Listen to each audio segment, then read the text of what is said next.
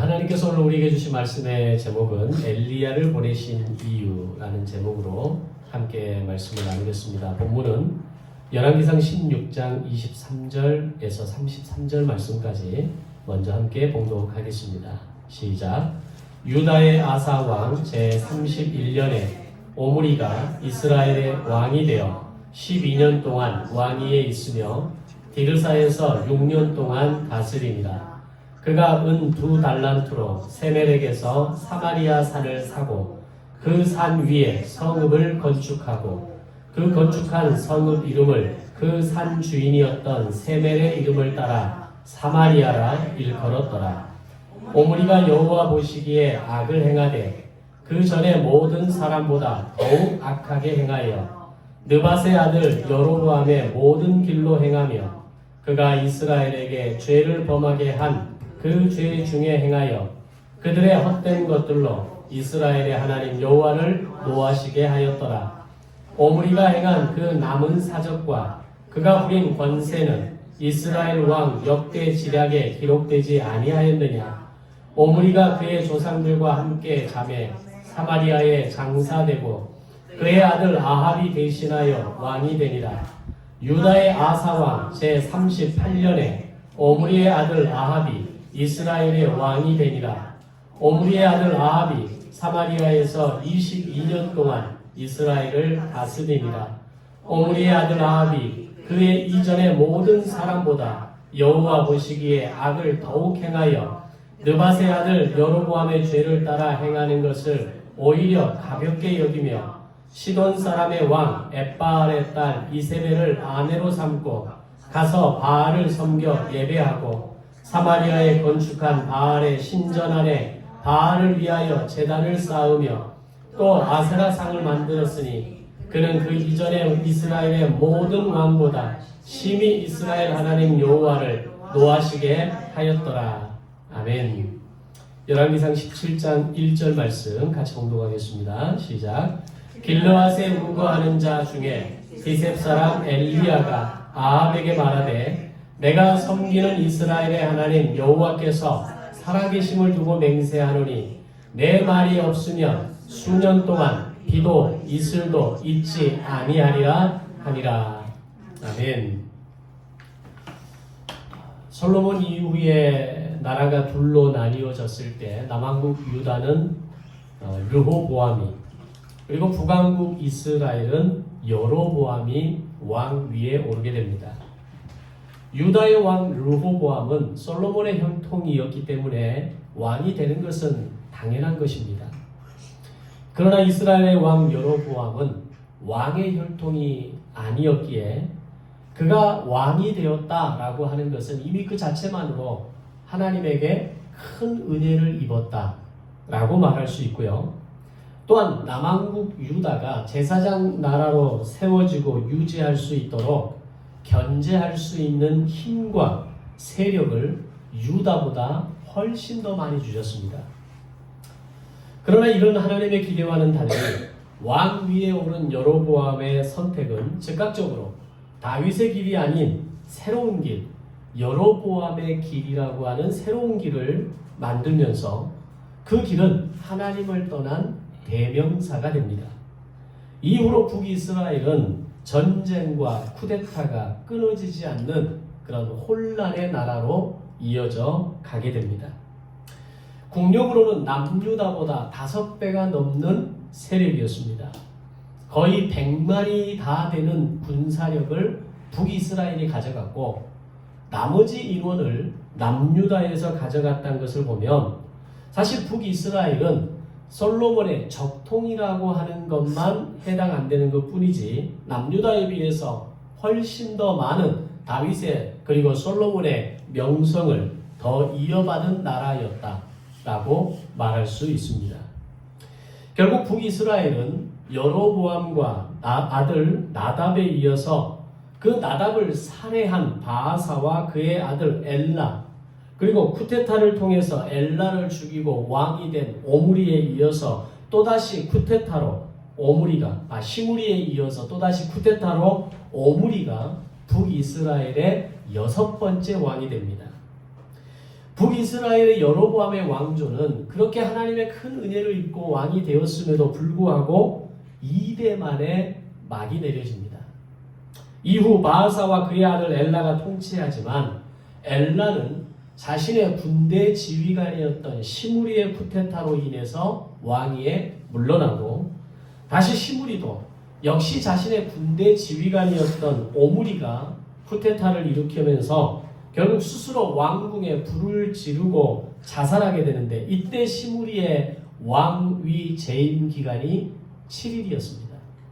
7일 만에 시므리의 천하가 끝나버린 겁니다.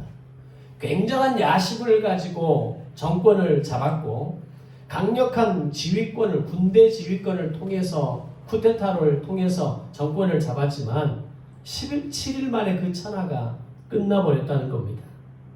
결국 북이스라엘은 이렇게 총 3번의 쿠데타로 인해서 여로보암 왕조가 무너지고, 바하사와 엘라의 왕조가 무너지고, 아이러니하게도 오므리 왕조가 들어섰을 때에 이 나라의, 북이스라엘의 나라의 외형적 기틀이 마련되게 됩니다. 오므리 왕조는 가장 먼저 수도를 디르사에서 사마리아로 옮기게 되는데, 사마리아는 지금도 가보면 굉장히 산 지역 높은 곳에 성의 터가 남아 있습니다. 사마리아 높은 위치에 자리 잡은 요새 그 자체였다라는 겁니다. 그래서 아들 아합 때에 이르러서는 더욱 강력한 국력을 만들고 튼튼하게 하는데 성공하게 되어집니다. 그러나 이것은 시작부터 사실 하나님의 뜻을 염두에 두지 않는 결정에서부터 시작되었다라는 것을 우리는 알아야 합니다. 본문 24절에 보면 그들이 수도로 옮긴 사마리아는 은 2달란트로 세멜렉에서 구입한 땅이다 라고 이야기합니다. 사실 아무런 문제의식 없이 24절을 보면 이게 뭐가 문제냐라고 할 수 있습니다. 아니, 돈을 주고 정당한 값을 지불하고 은 2달란트라고 하는 굉장한 값을 지불하고 그 땅을 사서 거기에 수도로 사마리아로 옮겼다라고 하는데 이게 왜 문제냐는 거죠. 근데 제사장 나라에 있어서 중요한 땅의 기준은, 땅은 하나님의 것이기에 개인이 사사로이 그 땅을 사고 팔 수 없었다라고 하는 겁니다. 즉 하나님이 각 지파별로 나뉘어 주신 땅은 지파와 개인에게 영원한 기업으로 주신 땅입니다. 만약에 정말 형편이 어렵고 힘든 상황이 되었을 때에는 그 땅을 파는 게 아니라 지파 내에서 가장 가까운 친척이 그 땅에 대한 사용권을 지불하고 임시로 그 땅을 사용하게 만들어주는 겁니다. 그리고 50년째가 되는 희년이 되면 땅은 다시 원래 주인에게로 돌려주는 것이 제사장 나라의 법이었다는 겁니다. 그런데 오늘 24절의 본문을 기록하는 가운데 그런 어떤 법과 기준들을 전혀 언급하지 않고 있습니다. 단지 은 2달란트로 세멜렉에서 산 땅에다가 사마리아 성이라는 이름으로 바꾸고 거기에 수도를 세웠다라는 겁니다. 그것은 결국 하나님의 뜻과 기준에 대한 개념이 전혀 없었다는 것을 의미하는 것이고, 이 일을 진행하는 데 있어서 아무런 거리낌 없이 진행시켰다는 것을 의미하는 것입니다. 우리가 그리스도인으로서 세상을 살아간다라고 하는 것은 오늘 나의 삶의 방식과 기준에 있어서 이것이 정말 하나님의 뜻인가에 대한 끊임없는 질문과 답변이 필요한 인생을 살아야 합니다. 말씀이 나에게 무엇을 이야기하는지, 하나님의 기준이 무엇인지, 하나님의 뜻이 무엇인지에 대해서 점검하지 않고, 만약 그것이 죄의 악의 선택임에도 불구하고, 그릇된 선택임에도 불구하고 그것을 선택한다면 그것은 올바른 결정, 바른 시작이 아니라고 할 수 있는 겁니다. 우리가 가장 쉬운, 그리고 가장 일반적으로 범할 수 있는 죄 중에 하나가 사실은 부동산을 계약할 때 다운 계약서를 쓰게 됩니다. 다운 계약서를 쓴다라고 하는 것 자체가 그냥 일반적으로 생각하면 누구나 그렇게 합니다.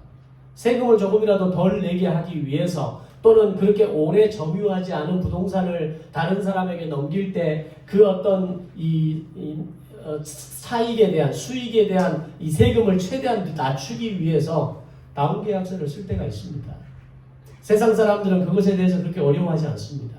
그런데 오늘 우리가 이 인생, 그리스도인의 삶을 살아가는 인생 속에서 만약 나에게 그런 상황이 다가왔을 때 우리는 어떻게 해야 되냐는 겁니다.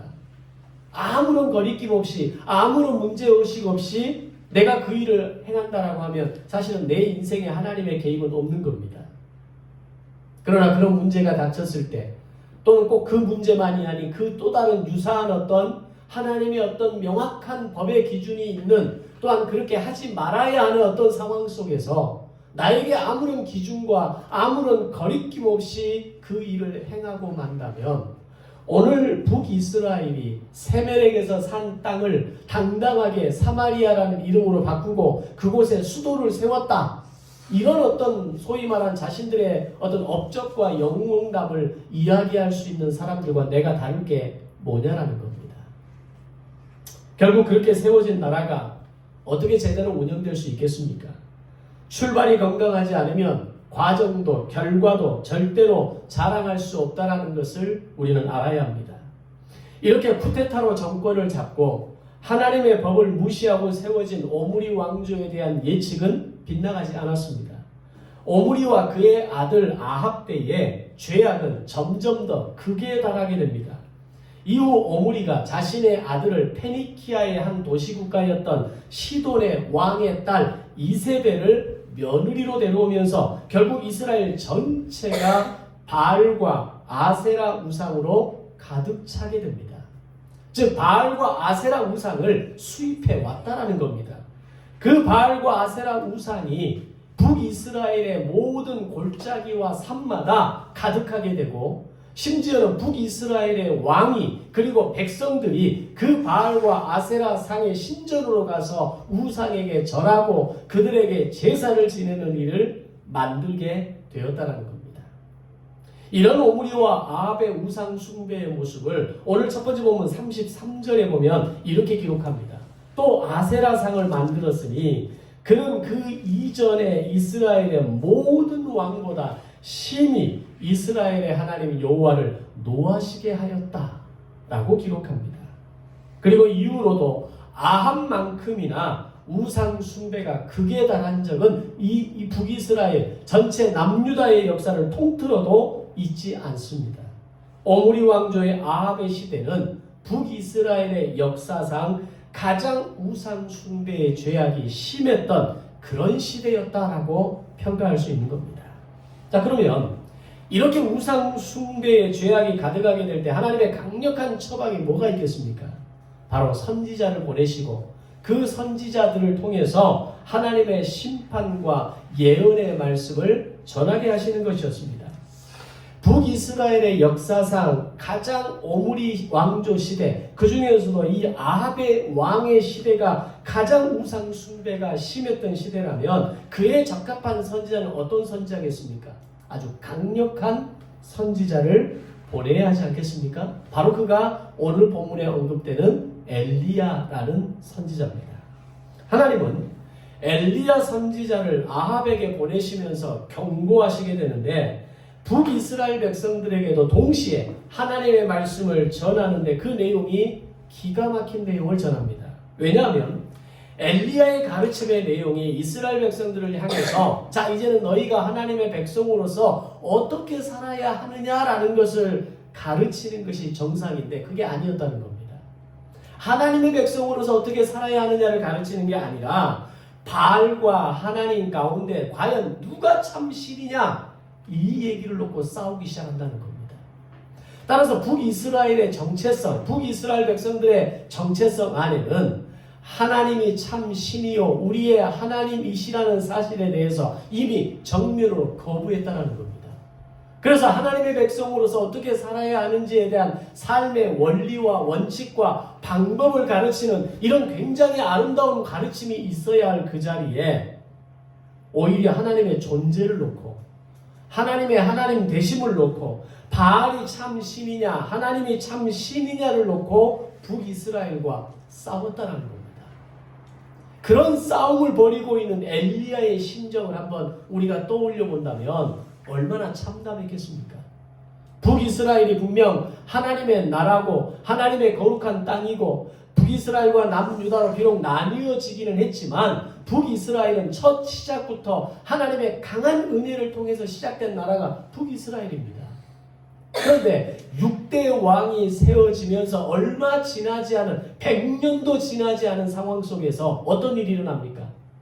하나님을 부인하기 시작했습니다. 오히려 바알이 참 신이라는 겁니다. 오늘 바알이 우리의 인생에 실질적인 도움을 주는 신이라고 하는 것을 그들이 인정했다는 겁니다. 이것은 북이스라엘의 영적인 수준이 어디까지 추락하고 있었는가를 보여주는 단적인 증거였습니다. 나라가 이 지경으로 추락하게 만드는데 그 책임이 1차적인 책임이 과연 누구에게 있었겠습니까? 바로 오므리 왕과 아합 왕이었습니다. 그래서 한 나라의 지도자의 인물과 역량이 중요하다는 겁니다.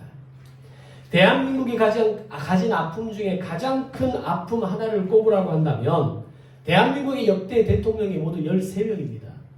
13명 가운데 정말 그들 중에 정말 나라와 국민에 대한 바른 태도와 자세로 참 지도자로 서 있었던 사람은 5손가락도 들지 않습니다. 모두가 사리사욕을 채웠고 나라와 국민이 위기에 빠졌을 때는 미국으로 도망가 버렸고 또한 자신의 부정부패와 그 어떤 이 재산 축척을 통해서 엄청난 재산들을 불려나가면서 불법과 비리와 부정을 행했던 이들이 바로 지도자들이었습니다. 그들이 다 어디에 가 있었습니까? 감옥에 갔고 마지막까지 죽는 그 마지막 순간까지도 나는 잘못한 것이 없다. 나는 의로운 대통령이었다라고 이야기하는 과연 그들의 마음속에는 양심이라고 하는 것이 단 1마리라도 살아있었는가? 그게 대한민국의 현실이라는 겁니다. 지금의 지도자 말할 것도 없죠. 앞으로 대한민국의 미래가 어떻게 흘러가게 될지 아무도 예측할 수 없을 정도로 어둡기만 한 것이 오늘 이 대한민국의 역대 13명의 대통령에서부터 지금의 대통령에까지 이르는 우리의 아픔의 현실이라는 겁니다.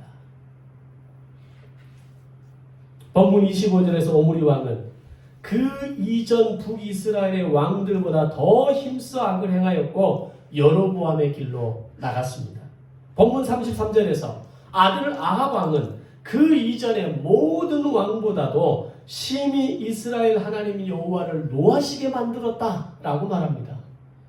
세상에 얼마나 겁이 없으면 여호와 하나님을 노하게 만들었다라는 이 표현이 나올 정도로 이런 구체적인 설명이 나올 정도로 성경에 기록될 정도의 삶을 그가 살았는가?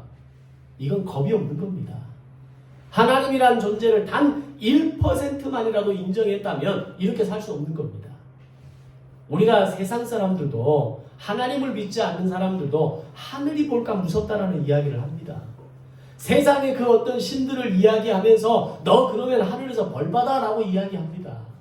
그런데 하나님을 아는 민족이었고 하나님의 은혜로 세워지었던 나라였고 그로 인해서 물론 쿠데타로 인해서 정권을 잡았다 할지라도 어쨌든 하나님을 모르는 사람들은 아니지 않습니까? 그런데 하나님 여호와를 노하시게 만들었다.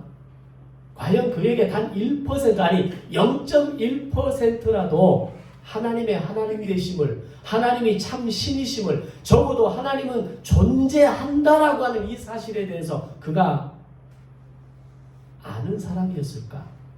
라는 생각을 하게 만드는 겁니다.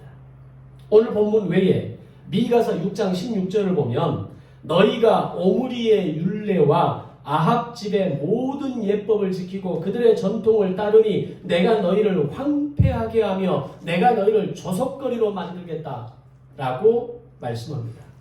오므리와 아합이 저지른 악행 가운데 또 하나의 최고 악행은 제사장 나라법을 변경해서 오므리 율례를 만들었다는 겁니다. 분명히 하나님께서 모세를 통해서 하나님께서 제사장 나라법을 허락하셨고 그 제사장 나라법을 지키게 하셨음에도 불구하고 오므리가 뭘 만들었다는 얘기입니까? 자신의 법을 만들었다는 얘기입니다. 오므리 율례를 만들고 제사장 나라의 제사법을 완전히 뒤틀고 깨트려 버려서 새롭게 변경했다라는 겁니다. 제사장 나라를 변질시켰으니 짝퉁 성전이 필요했을 것이고 짝퉁 제사장이 필요했을 것이고 짝퉁 제사법이 필요했을 겁니다. 그래야 그 나라가 유지되지 않겠습니까? 교주들이 가지고 있는 공통점이 뭡니까? 자신들이 가르치는 이 어떤 자신들의 이 가르침을 통해서 자기가 가지고 있는 모든 유익이, 모든 어떤 경제적인 이익들이, 그리고 자신의 모든 이 따르는 사람들이 자기만을 집중할 수 있도록 바꿔야 되지 않습니까? 그래서 그들이 가장 먼저 하는 것은 말씀을 바꿔버립니다. 사도신경을 바꿔버립니다. 주기도문의 내용을 바꿔버립니다. 성경에 그들이 필요한 한 구절 몇 가지만 따가지고 와서 그것이 바로 나 이만희를 가르치는 것이고 그것이 바로 나 JMS를 가르치는 것이라고 아주 과감하게 이야기하고 있다는 겁니다. 제사장 나라를 뒤틀려 버리니까 모든 그것을 둘러싸고 있는 법과 기준들을 오므리와 아합은 완전히 깨트려 버렸다는 겁니다. 이런 못된 짓을 한 오므리가 12년 동안 왕위에 있으면서 악행을 저질렀고 아합은 22년 동안 왕위에 있으면서 북이스라엘 전체를 우상 숭배로 만들었다는 겁니다. 참 이럴 때는 이해가 안 됩니다.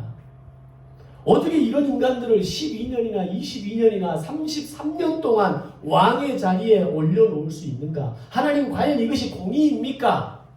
라고 우리는 반문하고 싶을 때가 많이 있습니다. 과연 하나님 이 정권을 이대로 내버려 둬야 합니까? 라고 우리는 하나님 앞에 끊임없이 질문할 수밖에 없는 게 오늘 우리의 인생의 시간입니다. 그럼에도 불구하고 중요한 것은 하나님의 때가 있는 겁니다. 하나님의 일하시는 방법이 있는 겁니다. 하나님의 하에 나가시는 하나님의 어떤 그 역사와 하나님의 이 나라의 국가 경영의 기준이 있다라고 하는 겁니다. 과연 이때에도 바로 그 하나님의 경영하심이 드러나게 됩니다. 그렇다면 아합이 이렇게 북이스라엘의 역사상 가장 최악의 왕으로 역사에 남게 된 이유가 있다면 또 뭐가 있을까요? 그것은 시돈의 딸이었던 이세벨의 영향이 매우 컸다라고 볼 수 있습니다. 아니 악행은 아합이 저질렀는데 책임은 왜 이세벨에게 묻느냐라고 저에게 반문할 수 있겠지만 이세벨이라는 이 이름은 오늘 본문 외에도 성경의 여러 본문에서 사용될 때 대표적으로 사용되는 의미가 뭐냐면 음행과 술수가 많은 여인으로 음행과 술수의 신으로 불려지는 대명사로 사용됩니다. 우상 숭배의 대명사를 이용할 때 이 이세벨이라는 이름을 사용하고 있다는 겁니다. 열왕기하 9장 22절에서는 이세벨의 음행과 술수가 이렇게 많았다라고 기록하고 계시록 2장 20절에서는 여자 이세벨을 네가 용납함이니 그가 네 종도를 가르쳐 깨어 행음하게 하고 우상의 제물을 먹게 하였다라고 이야기합니다. 오늘 이 본문이 완성되는 것, 이 본문에 훨씬 몇백 년의 이후에 기록된 계시록에서도 이세벨이라는 이름을 행음과 우상 숭배의 대명사로 여전히 사용하고 있다는 겁니다. 북이스라엘이라는 나라를 망친 것이 오롯이 이세벨의 책임이라고는 말할 수 없지만 이세벨에 가졌던 그 우상 숭배의 영향력과 아합이 가지고 있었던 그 악의 마음이 만나서 만든 결과라는 것에 대해서는 의심할 여지가 없다는 겁니다. 아합은 아내 이세벨과 함께 북이스라엘의 수도 사마리아에 바알과 아세라 신전을 만들었고 여로보암의 길에 우상 숭배를 더해서 북이스라엘을 최악의 나라로 만드는데 마침내 성공하게 됩니다. 그런 북이스라엘의 죄악한 나라의 수준을 예측해 볼 수 있는 한 가지 사건을 오늘 첫 번째 보면 마지막 절에 이렇게 기록합니다. 34절에 보면 오늘 본문의 흐름과는 사실 전혀 어울리지 않는 이야기가 등장합니다. 오므리와 아합에 대해서 이세벨에 대해서 쭉 이야기하다가 갑자기 마지막 16장을 마무리하면서 그냥 33절에서 끝내고 넘어가는 게 아니라 34절을 하나 더 집어넣습니다. 그 내용이 뭐냐면 여리고성 재건 이야기가 등장합니다. 베델 사람 히엘이라는 사람이 여리고성을 건축하는 가정에 터를 쌓을 때에 그의 큰아들 아비람이 죽었고 여리고 성문을 세울 때에 막내 아들 수굽이 죽었다는 이야기입니다. 이 이야기를 끝으로 16장은 끝나버립니다. 그럼 이 이야기가 과연 뭘 말하기 위해서 뜬금없이 전혀 앞뒤 문맥과 상관없게 34절에서 기록되었는가라고 하는 겁니다. 혹시 기억나십니까?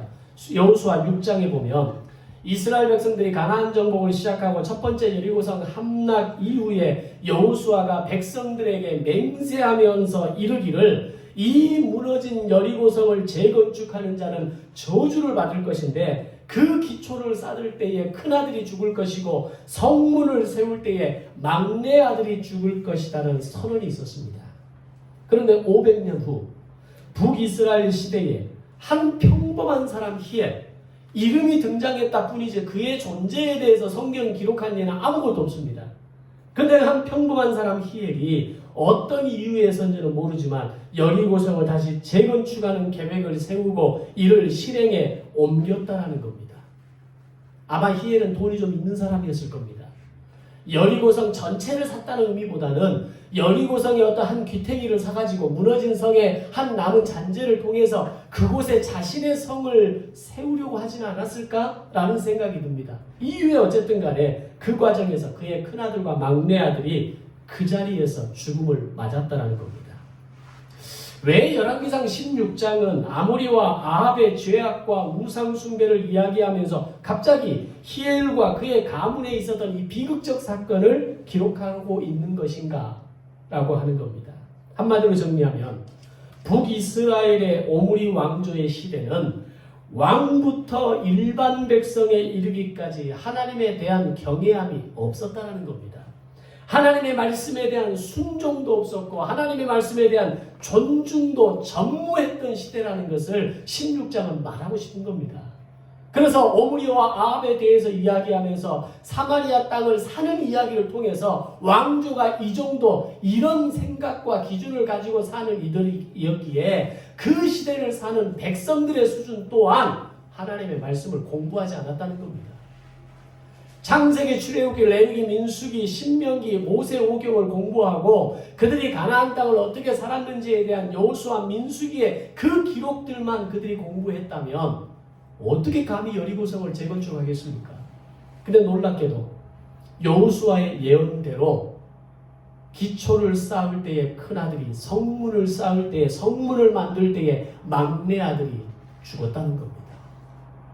하나님의 말씀이 전무했던 시대, 왕부터 백성에 이르기까지 하나님의 말씀에 대한 아무런 존중도 없었던 바로 그 시대에 히엘이라는 사람은 당시 북이스라엘 백성들이 하나님의 말씀과 상관없는 삶을 살았던 대명사인 겁니다. 그가 보여주었던 삶의 스타일은 당시 대부분의 북이스라엘 백성들이 살아가는 삶의 전형적인 모델이었다는 겁니다. 하나님을 의식하지도 않았고 하나님의 말씀을 깨달으려고 하지도 않았고 내가 뭔가를 결정하고 내가 뭔가를 앞으로 진행하는 과정에서 하나님은 어떻게 생각하실까? 하나님은 이것을 통해서 나에게 뭘 이루시려고 하는 걸까? 하나님은 오늘 나의 이 선택과 결정에서 무엇을 선택하기를 원하시는 것일까에 대해서 단 한 번도 묻지 않았다는 겁니다. 그게 히엘입니다. 그게 북이스라엘 백성들 전체 사람들의 모습이었다는 겁니다. 하나님의 말씀을 아는 지식이 없으면 이렇게 인생이 망하고 가정이 망할 수 있는가를 보여주는 중요한 사건이 되는 겁니다. 물론 오늘 이 시대를 속에서 여러분이 하나님의 말씀을 공부하지 않고 하나님의 말씀을 깨닫지 않고 하나님의 말씀을 중요하게 여기지 않으면 하나님 여러분의 큰아들과 여러분의 막내 이렇게 설교할 수는 없죠. 그렇게 또 적용할 수는 없습니다. 그러나 오늘 나는 이 시대에 과연 하나님의 말씀을 경외하는 자세가 있는가? 하나님의 말씀을 통해서 오늘 나의 삶의 선택과 결정 앞에 과연 하나님은 오늘 나에게 뭘 말씀하시는 것일까? 적어도 이런 태도와 자세가 오늘 우리에게 필요한 것은 아닌가라고 하는 것입니다. 이런 북이스라엘에 대해서 하나님께서 경고와 심판을 행하시게 되는데 그것은 수년 동안 북이스라엘 땅에 비를 내리지 않으시겠다는 결정이었습니다. 자, 그러면 이런 질문이 나올 수 있죠. 왜 하나님께서는 그 많은 재앙과 심판 가운데 비를 내리지 않겠다는 결정을 하신 이유가 뭐냐는 겁니다. 사실 다른 더 무섭고 강력한 재앙, 지금 당장 저것들을 어떻게 해버릴 수 있는 그런 무서운 심판을 얼마든지 내릴 수 있는 것 아닙니까? 북이스라엘이 우리나라와 기후와 환경이 많이 다르긴 하지만 비가 당장 오지 않는다고 해서 갑자기 우리 삶에 심각한 어려움과 어떤 그 당장 죽음의 상황이 만들어지진 않습니다. 어느 정도는 버틸 수 있고 물이 부족해도 힘들지만 살아갈 수는 있습니다. 그럼에도 불구하고 하나님께서 비를 내리지 않으시겠다라고 하는 이 심판의 경고의 메시지를 엘리야를 통해 하신 이유가 뭐냐라는 겁니다. 이세벨이 북이스라엘에 성교한 바알과 아세라 우상은 농사의 신이자 비를 내려주는 풍요의 신이었습니다. 그래서 북이스라엘은 애초부터 하나님을 외면하기 시작하면서 자기들에게 넉넉한 비와 풍성한 추수를 위해 바알과 아세라 우상에게 복을 빌기 시작했을 것이고 점점 더 하나님을 더 멀리하기 시작했던 겁니다. 그들에게 필요한 신은 그들을 제재하고 그들이 갖다 바쳐야 하는 신이 아니라 자신들이 원하는 것, 자신들이 필요로 하는 것을 무한정 제공할 수 있는 그런 신을 북이스라엘은 원했던 겁니다. 그런 관점에서 바알과 아세라 신을 보니까 그들이 기대하는 최고의 신 아닙니까? 농사를 짓기에 풍족한 물을 주는 신이 바알과 아세라 신이라는데 어떻게 그 신을 섬기지 않을 수 있겠습니까? 그러자 하나님께서는 엘리야 선지자를 통해서 내가 이 땅에 비를 내리지 않겠다라고 하는 가뭄의 징계를 예언하게 하셨습니다. 그것은 아합과 백성에 대한 하나님의 징계이면서 동시에 바알과 아세라 신에 대한 하나님의 심판의 메시지였습니다. 오늘 이 아합과 백성에 대한 이 심판의 메시지는 좀 더 시간이 가면서 그들이 고통을 경험하겠지만 바알과 아세라에게 있어서는 그들이 내릴 수 있는 그 비라고 하는 그 능력을 끊어버린 겁니다. 실제로 그런 능력이 있었는지 없었는지는 우리가 알 수는 없죠. 그러나 적어도 그들이 가지고 있었다라고 하는 그 모든 능력을 하나님께서 제압하시면서 오늘 이 모든 날씨와 기후와 자연을 주관하시는 모든 경영권이 내 손에 있다는 것을 보여주신 겁니다. 그것은 아합과 백성에 대한 당장의 심판은 아닐지 모르지만 바알과 아세라에 대한 즉각적인 심판이었던 겁니다. 엘리야 선지자는 하나님께서 이 말씀을 가뭄을 수년 동안 허락하시겠다는 이 말씀을 자신에게 주셨을 때 아마 누구보다도 이게 뭘 의미하는지 잘 이해하는 사람이었을 겁니다. 레위기 26장을 보면 제사장 나라 경영을 무시하고 외면했을 때 하나님께서 말씀하신 재앙의 3단계가 뭡니까? 흉년, 수탈, 포로입니다. 하나님을 배신하고 떠나 있는 북이스라엘에 대해서 하나님은 가뭄을 통해서 흉년의 심판을 결정하셨던 겁니다. 그것은 재앙의 1단계를 의미하는 것이고 동시에 바알과 아세라에 대한 심판을 선언하시는 것입니다. 오늘 내 인생을 살아가면서 여러분의 인생이 가뭄의 상황을 경험하고 계십니까? 오늘 내 인생의 물질이 제대로 풀리지 않고 내 삶에 살아가는 내 삶의 여정이 자꾸 막히는 경험을 하십니까? 그것은 영적 가뭄입니다. 오늘 내가 하나님 앞에 바로 서지 못하고 하나님의 예배자로서 말씀에 대해서 그 기준을 바로 삼지 못하면 하나님은 반드시 우리를 다루십니다. 그 첫 번째 다루심이 흉년입니다. 가뭄입니다. 가뭄을 통해서 내 물질의 물꼬를 막아버리십니다. 쓸데없는 것으로 물질이 나가버리게 하십니다. 빼앗기게 하십니다. 오늘 내 삶이 계속해서 기근을 경험하게 하시는 겁니다. 그것은 어쩌면 지금으로부터 약 2800년 전, 2900년 전 오므리와 아합의 시대에 하나님을 배역하고 바알과 아세라 신을 섬겼던, 다시 말하면 그 바알과 아세라 신은 오늘 우리에게 있어서는 뭡니까? 성공의 신이죠. 좋은 직장의 신입니다. 내가 만족할 수 있고 내가 원하는 걸 마음대로 얻을 수 있고 내가 생각했던 모든 것들이 다 완성되는 그 성공의 자리가 바알과 아세라 신입니다. 그것만을 위해서 우리는 끊임없이 쫓아가는 인생을 살고 있지 않습니까? 바로 그때 하나님께서는 오므리와 아합과 백성을 징계하시면서 그들을 심판하시면서 그러나 좀 더 시간을 두면서 그들이 고통을 경험할지라도 이걸 깨달으라고 하는 은혜의 시간을 베풀어 주십니다. 그러나 우상에 대해서는 가차 없으신 분입니다. 바로 그 자리에서 바알과 아세라를 심판하신 겁니다. 그리고 이때부터 3년 동안 하나님은 비를 내려주시지 않습니다. 비와 날씨를 주관하시는 분은 하나님이시지 바알과 아세라 목상과 같은 하찮은 것들이 아니라는 것을 분명하게 북이스라엘 백성들에게 말씀하신 겁니다. 자, 3년 동안 비가 내리지 않게 되자 나라는 점점 피폐해져 가겠죠.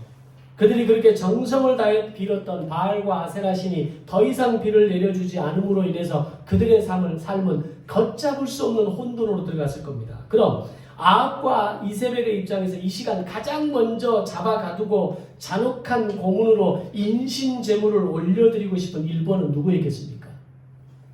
당연히 가뭄의 심판을 예언한 엘리야이지 않겠습니까? 하나님은 즉각적으로 엘리야를 그릿 시냇가에 숨기십니다.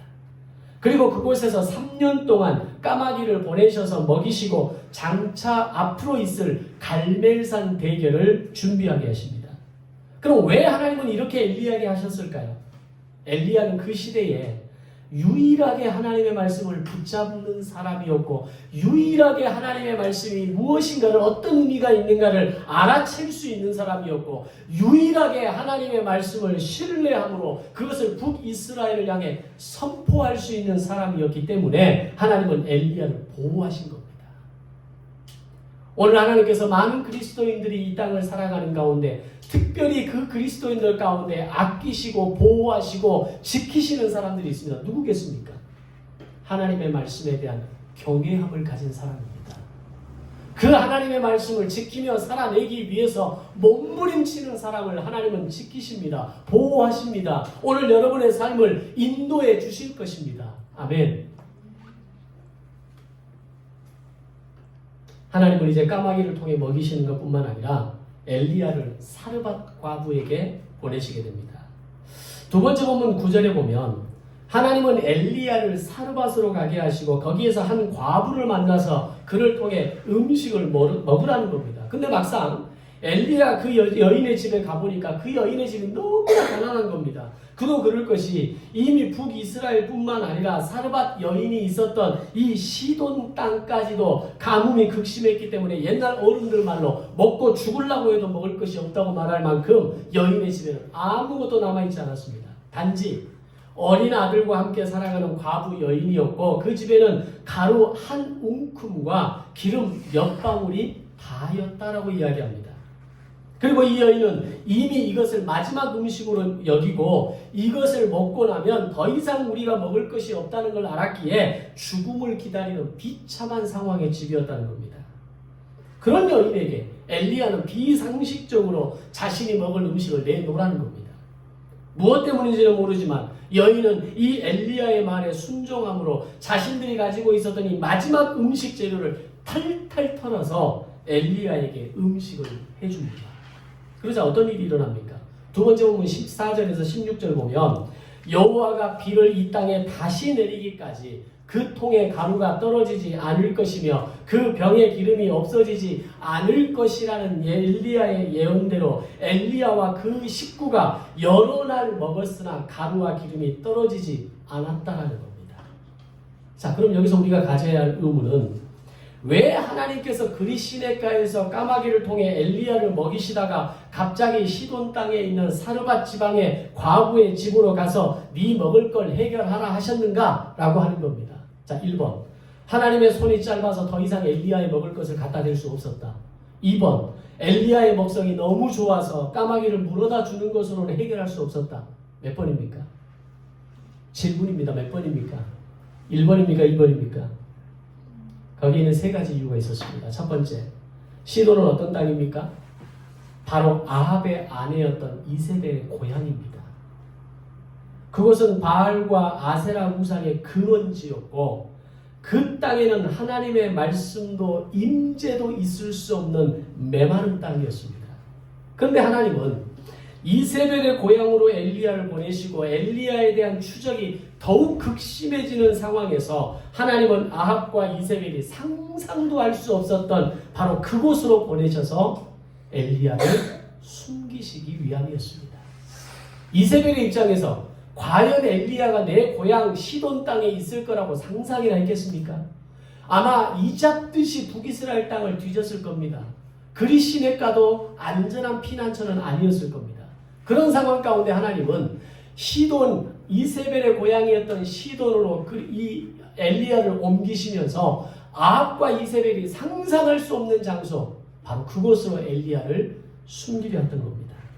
두 번째 이유는 북이스라엘이 분명 하나님의 은혜로 만들어진 왕조임에도 불구하고 여로보암의 왕조가 무너지고 몇 번의 쿠데타로 인해서 오므리 왕조가 세워지기까지, 그러나 그마저도 하나님의 말씀이 드러나지 않았고 일반 백성들도 하나님의 말씀을 기억하고 지키지 않았지만, 이방 땅 이 시돈이라는 지역의 한 과부는 우상의 땅에 사는 사람임에도 불구하고 하나님이 보내신 사람 엘리야를 맞아들였고 엘리야의 가르침을 들었다는 겁니다. 그리고 자신들이 먹을 그 마지막 음식 재료를 다 털어서 엘리야에게 대접했다는 겁니다. 정작 약속의 땅에서 사는 인간들은 하나님의 말씀을 외면하고 사는데, 이방인과 우상의 땅에 있었던 인간들은 하나님이 보내신 사람을 맞아들이고 그에게 음식을 공개하는 제사장 나라의 정신이 있었다는 겁니다. 하나님은 엘리야에게 이걸 보여주고 싶었던 겁니다. 하나님, 이 북이스라엘 땅이 왜 이 모양입니까? 하나님의 말씀이 왜 이렇게 전무한 겁니까? 과연 하나님은 살아계신 겁니까? 하나님 어떻게 하나님의 역사를 이어가시겠습니까? 라고 끊임없는 질문을 엘리야가 던지지 않았겠습니까? 그때 하나님께서 엘리야를 시돈 땅으로 옮기시고 사르밧 과부의 그 헌신과 그 아낌없이 내어주는 그 모습과 그 엘리야와 아무 친인척 관계가 없는 상태에서도 자신들이 먹고 이제는 더 이상 먹을 게 없어 이제는 죽겠구나 해서 남겨놓은 그 가루 한 움큼을 내어주는 것, 그것이 제사장 나라의 정신입니다. 제사장 나라의 정신이 뭡니까? 이웃사랑입니다. 정작 북이스라엘은 제사장 나라가 사라져버렸지만 이 이방 땅 시돈에는 제사장 나라의 그 아주 어렴풋한 빛 한 줄기가 이곳에서도 피어나고 있다는 것을 하나님은 엘리야에게 보여주고 싶었던 겁니다.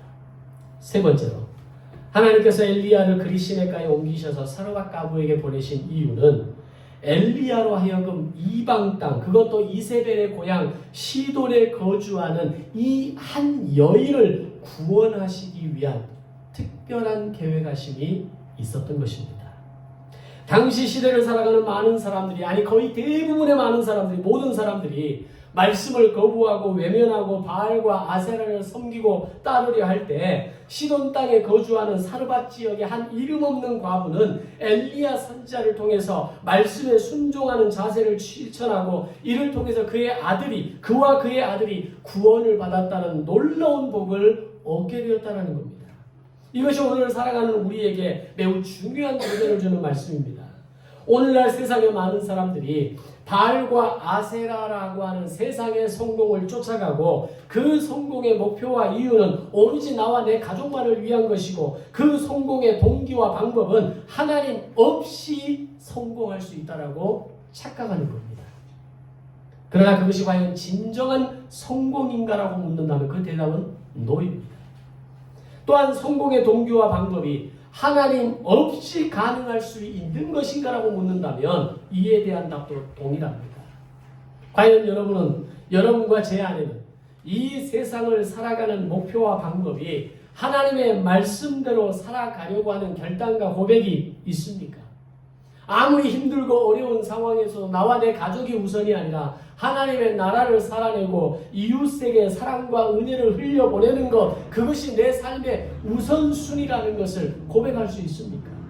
몸과 마음이 힘들고 괴로울지라도 하나님의 말씀의 지식을 쌓아나가는 것을 멈추지 않고 그 말씀을 살아내기 위해서 몸부림치면서 마지막까지 살아갈 수 있느냐라는 겁니다. 그 시대의 북이스라엘의 어느 누구도 그렇게 살고 있지 않았을 때에 사르밧의 한 여인은 그런 삶을 아주 조금은 여릴지라도 조금은 부족할지라도 그렇게 살아내고 있는 한 여인이 있었다라고 하는 것이 오늘 말씀의 중요한 인사이트입니다. 사르밧 과부의 이야기를 보면서 한 사람 떠오르는 사람이 있지 않습니까? 여리고성이 무너질 때 그 여리고성 안에서 유일하게 살아남은 사람과 그의 가문이 있습니다. 바로 라합입니다.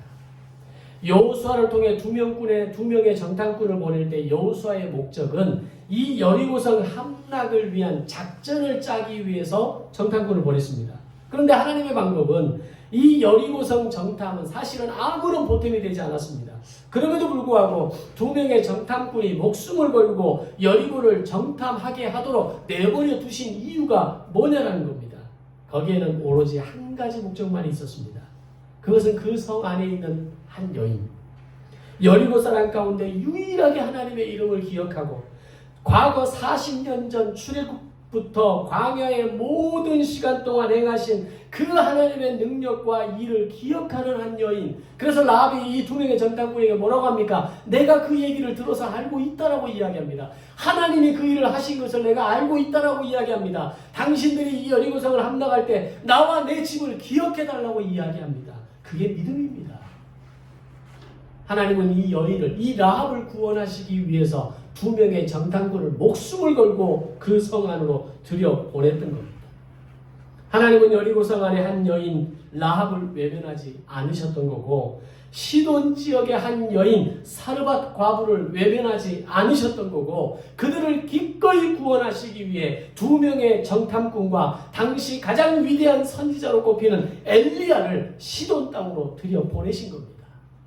그렇다면 두 명의 정탐꾼보다도 위대한 선지자 엘리야보다도 더 뛰어나신 자신의 아들 예수 그리스도를 오늘 우리에게 보내신 이유가 뭐겠습니까?